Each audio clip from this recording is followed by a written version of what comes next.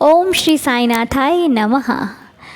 जब मन में बहुत से ख्याल आते हैं तो एक ख्याल ये भी आता है कि बाबा तो हैं, बाबा हैं तो मेरी ज़िंदगी में कभी कुछ ख़राब नहीं हो सकता, मेरी ज़िंदगी में कभी कोई मुश्किल आकर मुझे गिरा नहीं सकती। और साईनाथ के दरबार में जो भी सच्चे दिल से प्रार्थना करता है उसकी हर प्रार्थना स्वीकार होती है। यहाँ पर दिखावा नहीं चलता, यहाँ पर सच्चाई चलती है। सच्चे भक्तों की श्रद्धा कभी व्यर्थ नहीं जाती, भक्तों की गई सबूरी भी कभी व्यर्थ नहीं जाती। जो सच्चे दिल से बाबा से कुछ भी मांगता है उसे ज़रूर मिलता है। हाँ, बस कभी जल्दी मिलता है, कभी देर से मिलता है, लेकिन मिलता तो ज़रूर है। भक्तों को अपने साईं पर जब भरोसा हो जाता है तो बाबा उस भरोसे की लाज रखते हैं। बाबा अपने बच्चों को कभी डोलने नहीं देते, उनकी नैया कभी डूबने नहीं देते। ये मेरा साईं है जो हमें हमारी उम्मीद से कहीं ज़्यादा देता है। हम कम मांगते हैं, बाबा हमें ज़्यादा देते हैं। हम थोड़ा मांगते हैं, बाबा हमारी झोली भर देते हैं। तो बस ऐसे हैं हमारे साईनाथ जो कभी हमें दुख ही नहीं देख सकते, हमें परेशानी में नहीं देख सकते। हमारी आँख से निकला हुआ एक आंसू भी बाबा को बहुत प्रिय है। बाबा अपने भक्तों की हमेशा हर पुकार को सुनते हैं और कभी भी अपने भक्तों पर आँच नहीं आने देते। ये साईं भक्तों का भरोसा भी है और लीलाएं भी ऐसी बहुत सारी हो चुकी हैं जो बाबा के प्रति विश्वास को बढ़ाती है, बाबा के प्रति श्रद्धा को बढ़ाती हैं। तो बहुत जल्दी साईं दीदार फैमिली में भी बहुत सुंदर सुंदर सी लीलाएं आपको सुनने को मिलने वाली हैं बाबा की कृपा से और बाबा के आशीर्वाद से। तो चलिए, साईनाथ ने हमें बहुत कुछ दिया है। तो अगर आपके मन में भी बाबा के प्रति कोई भी सवाल है जो आप बाबा से करना चाहते हैं तो देखिए, भगवान खुद तो नहीं आते लेकिन हमें संकेतों के माध्यम से समझाते हैं। हमें समझाते हैं, कुछ संकेत मिलते हैं जिनके द्वारा हम अपनी प्रॉब्लम्स को कम महसूस करते हैं कि कम हो रही है, ख़त्म हो रही है, अब नहीं है प्रॉब्लम। तो ये सब बाबा की बदौलत है, बाबा की देन है, बाबा का आशीर्वाद है।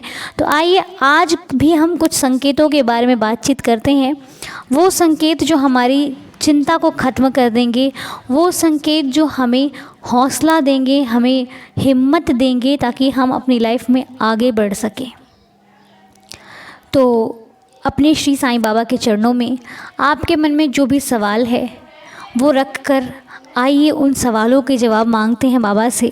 बाबा से प्रार्थना करते हैं कि देवा, हमारे जो मन में बहुत सारे शंकाएं हैं, जो विचार हैं जो हम सुलझा नहीं पा रहे हैं, उन पर कृपा कीजिए और हमें आगे बढ़ने की शक्ति दीजिए, हिम्मत दीजिए ताकि हम अपने प्रॉब्लम्स को खुद से ही ख़त्म कर सकें, किसी तीसरे व्यक्ति की हमें ज़रूरत ना पड़े।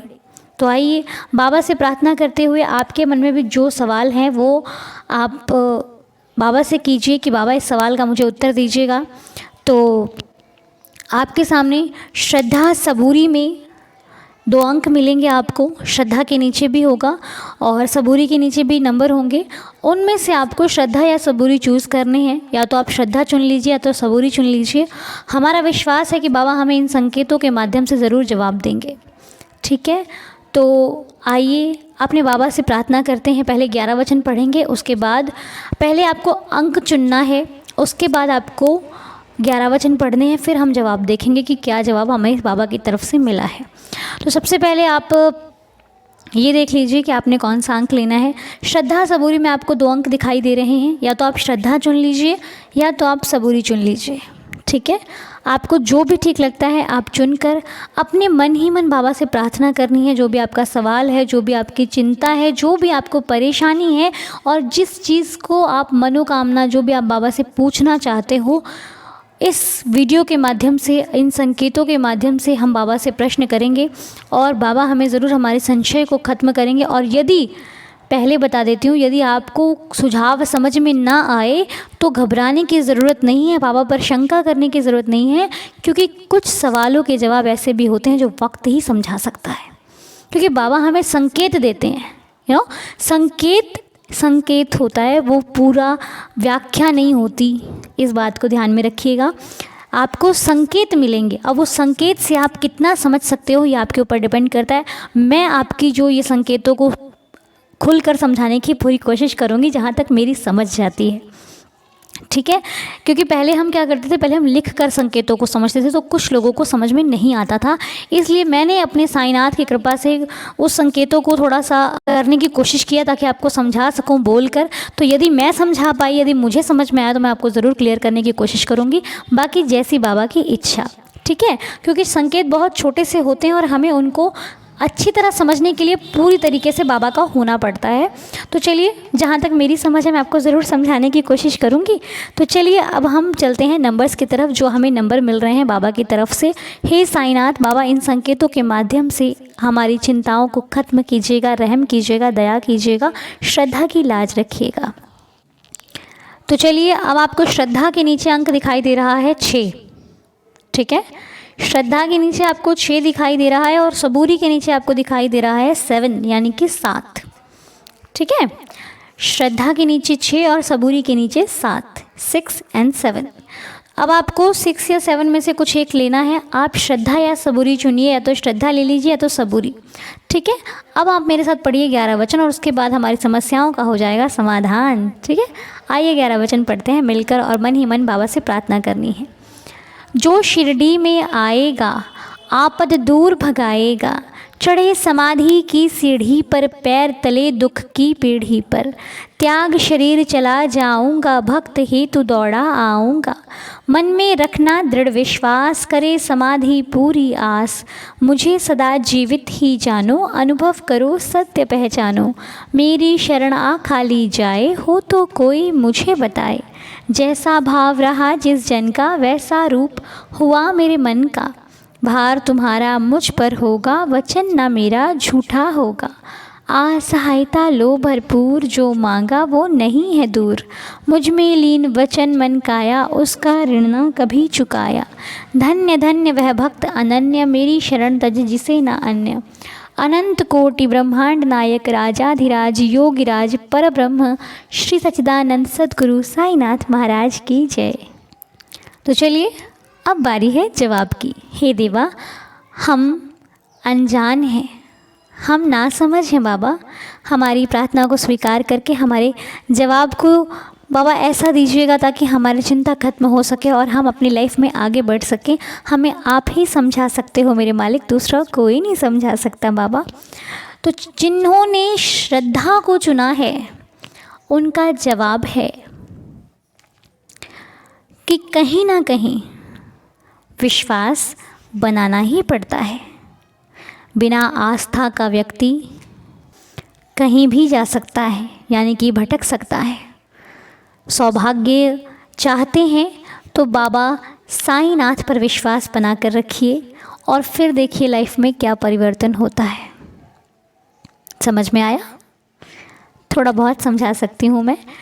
तो बाबा के संकेतों के अनुसार श्रद्धा का संकेत हमें ये मिलता है कि कई बार हमारी आस्था भटक जाती है।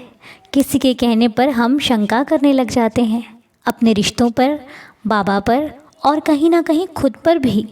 तो इसीलिए बाबा ने कहा है कि विश्वास और आस्था तो बनानी ही पड़ती है। अगर हम सब पर शंका करते रहेंगे तो हमारा कोई रिश्ता ही नहीं बचेगा। इसलिए शंकाओं से दूर होकर प्रेम की तरफ आकर देखिए, हर व्यक्ति बुरा नहीं होता। यदि हर व्यक्ति अच्छा नहीं होता तो हर व्यक्ति बुरा भी नहीं होता। ज़रूरी नहीं है कि जिससे हम बात कर रहे हैं वो बुरा ही हो, क्या पता वो हमसे ज़्यादा अच्छा हो। इसलिए विश्वास बना कर रखिए, सब कुछ ठीक हो जाएगा, क्योंकि बिना आस्था के व्यक्ति कहीं भी भटक सकता है।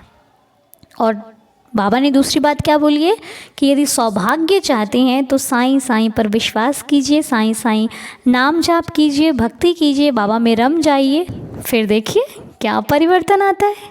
ठीक है, तो आपको परिवर्तन बाद में देखना है, पहले जो बाबा ने कहा है विश्वास करना सीखिए और साईं साईं का नाम लीजिए दृढ़ता से, श्रद्धा से, फिर देखिए लाइफ में क्या होता है। ओके, हारना नहीं है। ये संकेत साईं का श्रद्धा के अनुसार था, श्रद्धा के द्वारा था, श्रद्धा का जवाब था। अब हम बात करते हैं 7 यानी कि सबूरी की। बाबा ने सबूरी में कहा है कि अभिमान ही आपकी परेशानी का मूल कारण है। इसे छोड़कर, इसे हटाकर थोड़ा आगे बढ़िए, क्योंकि असंभव लगने वाले कार्य भी संभव हो जाते हैं। जो आपको बहुत भयंकर लग रहा है, बहुत बड़ा लग रहा है, वो भी छोटा सा हो जाएगा यदि आपके मन में श्रद्धा होगी, विश्वास होगा तो। जिनसे आपको डर लगता है वही आपके पास आकर आपसे क्षमा मांगेंगे। ये तभी हो सकता है जब आपको अपने मालिक पर भरोसा होगा। ठीक है, तो बात यहाँ पर ये है, ये संकेत उलझा रहा है, लेकिन हम उलझने वालों में से नहीं हैं, हम भी साईं के बच्चे हैं। तो ये संकेत हमें ये जाहिर करता है कि सबसे पहली बात कि देखिए, जो अभिमान है ना, ये ऐसी चीज़ है कि कहीं भी प्रवेश कर सकती है। हमारे अंदर भी अभिमान आ सकता है, गुरूर आ सकता है, घमंड आ सकता है, क्योंकि ये चीज़ ही अच्छी नहीं है, ये बहुत गलत है। जहाँ नहीं होना वहीं हो जाता है, और वो होना ही काम खराब कर देता है। और जिसके होता है उसको मालूम ही नहीं पड़ता है कि मेरे अंदर अभिमान आ गया है, पता नहीं चलता। जिसको अभिमान होता ना, वो तो कहता है अरे मैं तो बिल्कुल सही चल रहा हूँ, मुझे किस चीज़ की प्रॉब्लम है भाई, मैं क्यों गलत हूँ।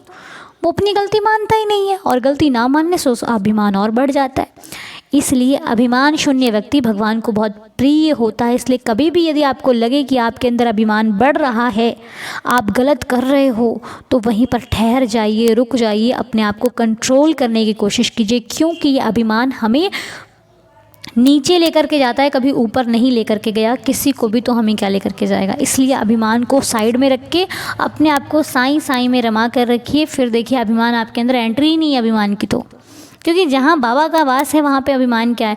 बाबा ने कहा था ना हिमांड पंत जी को कि जब आपके अंदर अहंकार लेश मात्र भी नहीं बचेगा, तब मैं स्वयं साईं सच्चरित्र आपके अंदर आकर, मतलब आप में प्रवेश करके वो बाबा द्वारा ही लिखा जाएगा। ऐसे कुछ बाबा ने बोला था। तो ये चीज़ें हैं कि जहाँ अभिमान, वहाँ बिल्कुल जाएगा ही नहीं जहाँ पर हमारे बाबा बैठे हैं। तो अगर थोड़ा सा भी है तो उसे भूलने की कोशिश कीजिए। सबके अंदर होता है, इसमें कोई बड़ी बात नहीं है, सब ठीक हो जाएगा। और जब अभिमान खत्म हो जाएगा तो जो कार्य असंभव लग रहे हैं वो भी संभव हो जाएंगे। जिनसे आपको डर लगता है, जो आपके शत्रु हैं, जिनसे आपको लगता है वो मुझे बर्बाद कर सकता है, तो वो भी आपसे क्षमा मांगेंगे। ऐसा वक्त भी आएगा जब आप अपनी जगह पर सही और आपको अपने मालिक पर पूरा भरोसा होगा। इसलिए डरने की ज़रूरत नहीं है। अगर कुछ करने की ज़रूरत है तो साईंनाथ का स्मरण कीजिए। बच्चों में जो चीज़ें होती हैं, बच्चों को पसंद होती हैं, वो जितने भी आप बच्चों को बांट सकते हैं वो बांट दीजिए।